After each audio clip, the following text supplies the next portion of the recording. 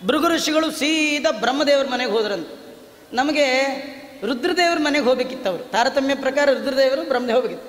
ಬ್ರಹ್ಮದೇವ್ರ ಮನೆಗೆ ಯಾಕೆ ಹೋದರು? ಯಾಕಂದರೆ ಈಗ ಕನ್ಫ್ಯೂಷನ್ ಇರೋದು ರುದ್ರದೇವರಲ್ಲ, ನಮಗೆ ಈ ಬ್ರಹ್ಮದೇವರಲ್ಲೇ.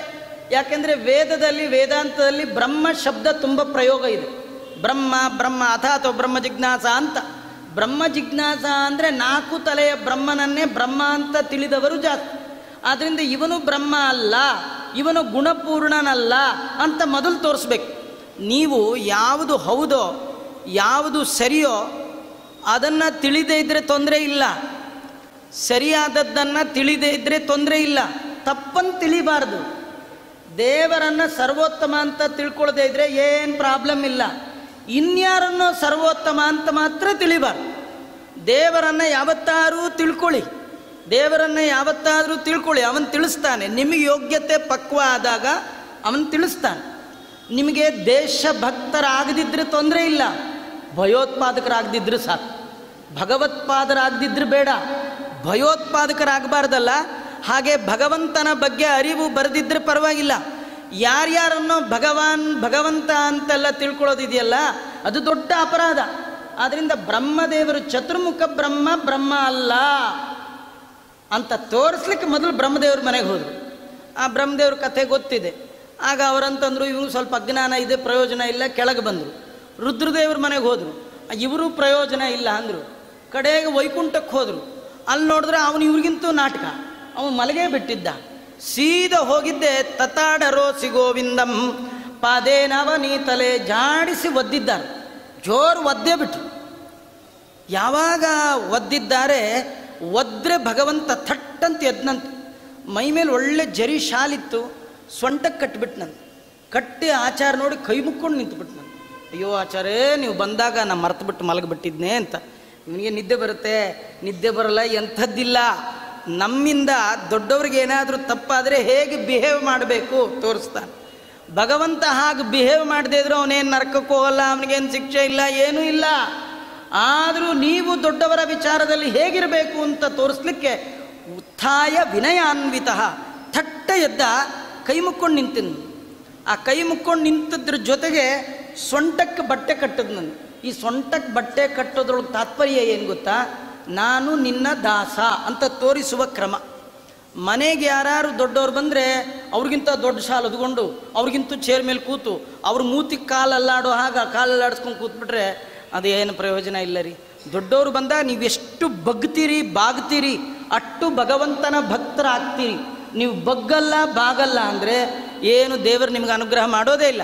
ಇದು ದೇವರೇ ತಾನು ಬ್ರಾಹ್ಮಣರಲ್ಲಿ ಮಾಡಿ ತೋರಿಸ್ತಾ. ಬ್ರಾಹ್ಮಣ ಪ್ರಿಯ, ಬ್ರಹ್ಮಣ್ಯೋ ಬ್ರಹ್ಮಕೃತ್ ಬ್ರಹ್ಮ ಹೇಳುವಾಗ ಬ್ರಾಹ್ಮಣ ಪ್ರಿಯ, ಎಷ್ಟು ನಾನು ಬ್ರಾಹ್ಮಣರಿಗೆ ಗೌರವ ಕೊಡ್ತೀನಿ ಅಂತ ತೋರಿಸ್ಲಿಕ್ಕೆ ಸೊಂಟಕ್ಕೆ ಬಟ್ಟೆ ಕಟ್ಟಿ ಕೈ ಮುಕ್ಕೊಂಡು ನಿಂತಿದ್ದಾನೆ ಅಂತಾನೆ ಭಗವಂತ. ಒದಿಯೋದು ಒದ್ರಿ, ನಂಗೆ ಯಾಕೆ ಒದ್ರಿ? ನೀವು ನಂಗೆ ಒದ್ರಿಂದ ನಂಗೇನೋ ಅವಮಾನ ಆಯಿತು, ನನ್ನ ಎದೆಗೆ ನೋವಾಯಿತು, ಪ್ರಾಬ್ಲಮ್ ಇಲ್ಲ. ಯಾಕಂದರೆ ನಿಮ್ಮದು ಎಳೆ ಕಾಲು, ನಂದು ಗಟ್ಟಿ ಹೃದಯ. ವಜ್ರಾದೃಢತರಂ ವಿದ್ದಿ ಮಚ್ಚರೀರಂ ಕಠೋರಕಂ, ಅತ್ಯಂತ ಕಠಿಣವಾದ ವಜ್ರಕಾಯ ನಾನು. ಇಂಥ ಎದೆಗೆ ಒದ್ದು ನೀವು ಬರೀ ಚಾತುರ್ಮಾಸ್ಯ ಅದು ಇದು ಮಾಡಿ ಮಾಡಿ ಮಾಡಿ ವ್ರತ ನೇಮ ಮಾಡಿ ಎಳೆ ಕಾಲು ನಿಮ್ಮದು. ಇಂಥ ಎಳೆ ಕಾಲಿಂದ ನನ್ನ ಎದೆಗೆ ಒದ್ದಿ ನಿಮ್ಮ ಕಾಲಿಗೆ ಎಷ್ಟು ನೋವಾಯಿತು ಅಂತ ನಂಗೆ ಬೇಜಾರು ಅಂದ. ಅವ್ರನ್ನ ಕೂಡಿಸ್ದ, ಅವ್ರ ಕಾಲು ತೊಳೆದ, ನೀರು ತಾನು ತಲೆ ಮೇಲೆ ಹಾಕ್ಕೊಂಡ, ಹೆಂಡ್ತಿಗೆ ಹಾಕ್ದ, ಮನೇಲಿ ಎಲ್ಲ ಕಡೆ ಸಿಂಪಡಿಸ್ಬಿಟ್ಟ. ಆಚಾರನ ಕೇಳ್ದ, ಏನು ಬಂದ್ರಿ ಅಂತ. ಬಂದೇ ಇರು ಬರ್ತೀನಿ ಅಂತ ಸೀದಾ ಬಂದೇ ಬಿಟ್ರು. ಏನಂತ ಹೇಳಲೇ ಇಲ್ಲ. ನಾನು ಇಲ್ಲಿ ಹೇಳಲಿಕ್ಕೆ ಬಂದಿಲ್ಲ, ಭೂಲೋಕದಲ್ಲಿ ಹೇಳ್ತೀನಿ ಅಂತ ಹೇಳ್ತಾ ಇದ್ದಾರೆ. ವಂದೇ ವಿಷ್ಣುಂ ನಮಾಮಿ ಶ್ರಿಯಮತ ಚ ಭುವಂ ಬ್ರಹ್ಮ ವಾಯು ಚ ವಂದೇ ಗಾಯತ್ರೀಂ ಭಾರತೀಂ ತಾಂ ಅಪಿ ಗರುಡಮನಂತಂ ಭಜ್ಯ ರುದ್ರದೇವಂ ದೇವೀಂ ವಂದೇ ಸುಪರ್ಣೀಂ ಹೈಪತಿ ದಯಿತಾಂ ವಾರುಣೀಮಪ್ಯುಮಾಂ ತಾಂ ಇಂದ್ರಾದೀನ್ ಕಾಮಮುಖ್ಯಾನ್ ಅಪಿ ಸಕಲ ಸುರಾನ್ ತದ್ಗುರುನ್ ಮದ್ಗುರುನ್ ಚ. ತಾರತಮ್ಯವನ್ನು ಹೇಳ್ತಾ ಬರ್ತಾ ಇದ್ದಾರೆ. ಸರ್ವೋತ್ತಮ ಅಂದರೆ ವಿಷ್ಣು. ವಿಷ್ಣೋರತ್ಯುತ್ತಮತ್ವಾತ್ ಅಖಿಲ ಗುಣಗಣೈ ತತ್ರ ಭಕ್ತಿಂ ಗರಿಷ್ಠಾಂ ಸಂಕ್ಲಿಷ್ಟೇ ಶ್ರೀಧರಾಭ್ಯಾಂ ಅಮುಮತ ಪರಿವಾರಾತ್ಮನ ಸೇವಕೇಶು ಯಸ್ಸಂದತ್ತೇ ವಿರಿಂಜಿಶ್ವಸನ ವಿಹಗಪ ಅನಂತ ರುದ್ರೇಂದ್ರ ಪೂರ್ವೇ ಸ್ವಾಧ್ಯಾಯಂ ತಾರತಮ್ಯಂ ಸ್ಫುಟಮವತಿ ಸದಾ ವಾಯುರಸ್ಮದ್ಗುರುಸ್ತಂ ವಿಷ್ಣೋ ಅತ್ಯುತ್ತಮತ್ವಾದ್. ಯಾವುದರಿಂದ? ಅಖಿಲ ಗುಣಗಣೈ ವಿಷ್ಣೋರತ್ಯುತ್ತಮತ್ವಾತ್. ಹರಿ ಪರತರಃ, ಹರಿಯೇ ಸರ್ವೋತ್ತಮ. ಯಾಕೆ? ಎಲ್ಲ ಗುಣಗಳಿಂದ ಯಾರು ಮಂಡಿತನಾಗಿದ್ದಾನೋ ಅವನು. ಐಶ್ವರ್ಯಸ್ಯ ಸಮಗ್ರಸ್ಯ ವೀರ್ಯಸ್ಯ ಯಶಸ್ಶ್ರಿಯ ಜ್ಞಾನ ವಿಜ್ಞಾನಯೋಶ್ಚೈವ ಷಣ್ಣಾಂ ಭಗೈತೀರಣೆ. ಎಲ್ಲ ಗುಣಗಳಿಂದ ಪೂರ್ಣನಾದವ ಯಾರಿದ್ದಾನೆ ಅವನು ಸರ್ವೋತ್ತಮ. ಅದು ಯಾರಲ್ಲಿದೆ? ಅದು ಭಗವಂತನಲ್ಲಿ ಮಾತ್ರ. ಅದನ್ನು ತೋರಿಸ್ಕೊಟ್ಟವ್ರು ಯಾರು? ಭೃಗು ಋಷಿಗಳು. ಹೇಗೆ ಗೊತ್ತಾಯ್ತು ನಿಮಗೆ? ಈ ಸಣ್ಣ ಸಣ್ಣದಕ್ಕೆ ಸಿಟ್ಟು ಮಾಡ್ಕೊಳ್ತಾರಲ್ಲ ಅವರೆಲ್ಲ ಸರ್ವೋತ್ತಮ ಆಗ್ತಾರ. ಅದಕ್ಕೆ ಆ 3 ಜನ ಚೆಕ್ ಮಾಡ್ಕೊಂಡು ಬಂದ್ರಲ್ಲ, ಅಲ್ಲಿ ಬೇರೆ ಯಾವ ದೇವತೆಗಳನ್ನು ಹಾಕ್ಕೊಳ್ಳೇ ಇಲ್ಲ. ಈ ಪ್ರಸಿದ್ಧರಾದ ತ್ರಿಮೂರ್ತಿಗಳು, ಕೆಲವ್ರಿಗೆ ಶಿವ ಅಂದರೆ ದೊಡ್ಡವ, ಕೆಲವರು ಬ್ರಹ್ಮದೇವರಂದ್ರೆ ದೊಡ್ಡವರು, ಹೀಗೆಲ್ಲ ಅಂತಾರೆ. ಈ ವಿಷ್ಣು ಯಾರು ನಮ್ಮ ಬೇಡ ಬೇಡ ಅಂತ ನೀವೇ ಅಂದ್ರನ್ನೇ ಬಿಟ್ಟರು ಬಿಡಿ. ಅದು ನಿಜವಾಗಿ ವಿಷ್ಣು ಸರ್ವೋತ್ತಮ. ಯಾಕೆ ಸರ್ವೋತ್ತಮ? ಎಲ್ಲ ಗುಣ ಅವನಲ್ಲಿದೆ. ಏನು ನೋಡಿ ಹೇಳ್ತೀರಿ ಇದನ್ನು? ಏನು ಗೊತ್ತಾ? ಎಲ್ಲ ಗುಣಕ್ಕಿಂತಲೂ ದೊಡ್ಡ ಗುಣ ಯಾವುದು ಗೊತ್ತಾ? ಕ್ಷಮಾ ಗುಣ, ದಯ. ಅದಕ್ಕೆ ಜಗನ್ನಾಥದಾಸರು ಆ ಕಾರುಣ್ಯದ್ದೇ ಒಂದು ಸಂಧಿ ಇಟ್ಬಿಟ್ಟಿದ್ದಾರೆ. ಭಗವಂತನನ್ನು ನೀವು ಸಂಧಿಸಬೇಕಾದರೆ, ಸಂಧಿ ಅಂದರೆ ಜೋಡಿಸೋದು, ಹೊಂದಿಸೋದು. ಜೀವ ಪರಮಾತ್ಮನನ್ನು ಹೊಂದಬೇಕಾದರೆ ಈ ಸಂಧಿ ನೋಡಿ. ಯಾವ ಸಂಧಿ? ಕಾರುಣ್ಯ ಸಂಧಿ. ದೇವರ ಕಾರುಣ್ಯವನ್ನು ಪರಿಚಯ ಮಾಡಿಕೊಳ್ಳಿ, ದೇವರ ದಯವನ್ನು ಗುರುತಿಸಿ, ದೇವರ ಅನುಗ್ರಹವನ್ನು ತಿಳ್ಕೊಳ್ಳಿ. ದೇವರು ಎಷ್ಟು ಅನುಗ್ರಹ ಮಾಡಿದ್ದಾನೆ, ಕಾರುಣ್ಯವನ್ನು ತೋರಿಸಿದ್ದಾನೆ. ಭೃಗು ಋಷಿಗಳು ನಮಗೆ ತೋರಿಸ್ಕೊಡ್ತಾರೆ. ಏನು ಗೊತ್ತಾ? ಬ್ರಹ್ಮದೇವರು ಭೃಗು ಋಷಿಗಳು ನಮಸ್ಕಾರ ಮಾಡಿದ್ರೆ ನೋವಾಚ ವಚನಂ ವಿಧಿಹಿ, ಮಾತು ಕೂಡ ಆಡಿಸ್ಲಿಲ್ವಂತ. ಈ ಮಾತು ಕೂಡ ಆಡಿಸ್ದೇ ಇದ್ದವ್ರನ್ನ ದೊಡ್ಡವರು ಅಂತಾರ. ನೀವು ಭಾರಿ ದೊಡ್ಡವರಾಗ್ಬಿಟ್ರಪ್ಪ, ನಮ್ಮ ಮಾತು ಕೂಡ ಆಡಿಸಲ್ಲ. ಭಾರಿ ದೊಡ್ಡವರಾಗ್ಬಿಟ್ರೆ ಅದು ವ್ಯಂಗ್ಯ. ಅದು ನೀವು ದೊಡ್ಡವರಾದ್ರಿ ಅಂತ ಹೇಳೋದಲ್ಲ. ಯಾರು ನಾವು ಮಾತಾಡಿಸಿದ್ರೆ ನೋಡಿದ್ರು ನೋಡದೇ ಇದ್ದರೆ ಹಾಗೆ ಹೋಗ್ಬಿಟ್ರೆ ನೀವು ಭಾರಿ ದೊಡ್ಡವರಾಗ್ಬಿಟ್ರೆ ನಮ್ಮನ್ನು ನೋಡಿ ಕೂಡ ನೋಡಲ್ಲ, ಮಾತು ಆಡಿಸಲ್ಲ, ಹೀಗೆಲ್ಲ ಅಂತೀವಿ. ಬ್ರಹ್ಮದೇವರು ಮಾತಾಡಿಸ್ಲಿಲ್ವಂತ. ಯಾಕೆ ಮಾತಾಡಿಸ್ಲಿಲ್ಲ? ಬ್ರಹ್ಮದೇವರಂತಾರೆ, ನಾನು ಮಾತಾಡಲಿಕ್ಕೂ ನಂಗೆ ಯೋಗ್ಯತೆ ಇಲ್ಲ ಅಂತ. ಏನಿದರ್ಥ? ನಾನು ಮಾತಾಡ್ಬೇಕಾದ್ರೆ ನನ್ನ ಒಳಗೆ ಒಬ್ಬ ಕೂತು ಮಾತಾಡಿದ್ರೆ ಉಂಟು, ಇಲ್ಲದೇ ಇರಲಿಲ್ಲ. ನಾನು ಮಾತಾಡಿಬಿಟ್ರೆ ನಾನೇ ಸರ್ವೋತ್ತಮ ಅಂತ ನೀವು ಬೆಂಗಳೂರಲ್ಲೆಲ್ಲ ಹೇಳ್ಕೊಂಬಂದ್ಬಿಡ್ತೆ. ಅದು ಮಾತೇ ಆಡಲ್ಲ. ಬೈದ್ರೆ ಬೈಕೋ, ಏನಾರು ಮಾಡ, ಮಾತೇ ಆಡಲ್ಲ. ಯೋ ಅಂತಃಪ್ರವಿಶ್ಯ ಮಮ ವಾಚ ಇಮಂ ಪ್ರಸುಪ್ತಾಂ. ಬ್ರಹ್ಮದೇವ್ರು ನೋಡ್ರಿ, ಬ್ರಹ್ಮದೇವರು ಇಡೀ ಜಗತ್ತಿನ ಸೃಷ್ಟಿಕರ್ತ ಅಂತೀರಿ, ಒಂದು ಮಾತಾಡೋ ಯೋಗ್ಯತೆ ಇಲ್ಲ ಅವ್ರಿಗೆ. ಬರೀ ದೇವರ ಅನುಗ್ರಹ ಇಲ್ಲದೆ ಇದ್ದರೆ, ದೇವರ ಅನುಗ್ರಹ ಒಂದು ಕ್ಷಣ ತಪ್ಪಿಬಿಟ್ರೆ ಉಸಿರಾಡುವ ಯೋಗ್ಯತೆ ನಮಗೆ ನಿಮಗಲ್ಲ, ಬ್ರಹ್ಮಾದಿಗಳಿಗಿಲ್ವಂತ. ಬ್ರಹ್ಮಾದಿಗಳ ಉಸಿರಾಟಕ್ಕೆ ಲಕ್ಷ್ಮೀದೇವಿಯ ಚಲನವಲನ ಎಲ್ಲದಕ್ಕೂ ಭಗವಂತನ ಅನುಗ್ರಹ ಕಾರಣ. ಬ್ರಹ್ಮದೇವರಿಗೆ ಭೃಗು ಋಷಿಗಳು ಬಂದು ನಮಸ್ಕಾರ ಮಾಡಿದರೆ ಬ್ರಹ್ಮದೇವರು ಯಾಕೆ ಮಾತಾಡಲಿಲ್ಲ ಅಂದರೆ, ಸ್ವಪಾರತಂತ್ರಂ ಭುವಿ ದರ್ಶಯಂತಹ. ಈ ಭೃಗು ಬಂದಿರೋದು ನಾನೇನು ಮಾಡ್ತೀನಿ ಅಂತ ತಿಳ್ಕೊಳ್ಳೋದಕ್ಕಿಂತಲೂ ನನ್ನ ಬಗ್ಗೆ ಭೂಲೋಕದಲ್ಲಿ ಹೇಳಲಿಕ್ಕೆ ಹೊರಟಿದ್ದಾನೆ. ನಾನೇನಾದರೂ ಇವ್ರು ಬಂದರು ಅಂತ ಆಚಾರ ಅಂತ ಹೇಳಿ ಬೆಳೆದ್ರೆ ಅಡಿಕೆ ಕೊಟ್ಟು ಏನೋ ಮಾಡೋದು ನನ್ನೇ ಹೊಗಳ್ಬಿಡ್ತಾನೆ. ನನ್ನ ಹೊಗಳಬಾರ್ದು, ನನಗಿಂತೂ ದೊಡ್ಡವನೊಬ್ಬಿದ್ದಾನೆ, ಅವನನ್ನು ಹೊಗಳಬೇಕು, ಅವನೇ ಸರ್ವೋತ್ತಮ ಅಂತ ತಿಳಿಸ್ಲಿಕ್ಕೆ ಸುಮ್ಕೂತ್ರು. ರುದ್ರದೇವರಂತೂ ತಿವಿಲಿಕ್ಕೆ ಬಂದರು. ಅವ್ರು ಸುಮ್ಮನೆ ಕೂತ್ರು ಪರವಾಗಿಲ್ಲ ರೀ, ಇವರು ತಿವಿಯಕ್ಕೆ ಬಂದ್ಬಿಟ್ರು. ಮತ್ತು ಅವರು ಅಹಂಕಾರ ತತ್ವಕ್ಕೆ ಅಭಿಮಾನಿ ದೇವತೆ. ಹೀಗಾಗಿ ತಿವಿಲಿಕ್ಕೆ ಬಂದವ್ರನ್ನ ಸರ್ವೋತ್ತಮರು ಅಂತ ಯಾರಂತಾರೆ ರೀ. ಏನೋ ಆಚಾರ ಹೋಗಿದ್ರೆ ಮಾತಾಡಿಸ್ಲಿಲ್ಲ ಪರವಾಗಿಲ್ಲ, ನಾಯಿನೇ ಚೂ ಬಿಟ್ಬಿಟ್ರೆ ಅವ್ರ ಮನೆ ಕಡೆ ಹೋಗೋದೇ ಇಲ್ಲ, ಅಯ್ಯೋ ಪ್ರಯೋಜನವೇ ಇಲ್ಲ.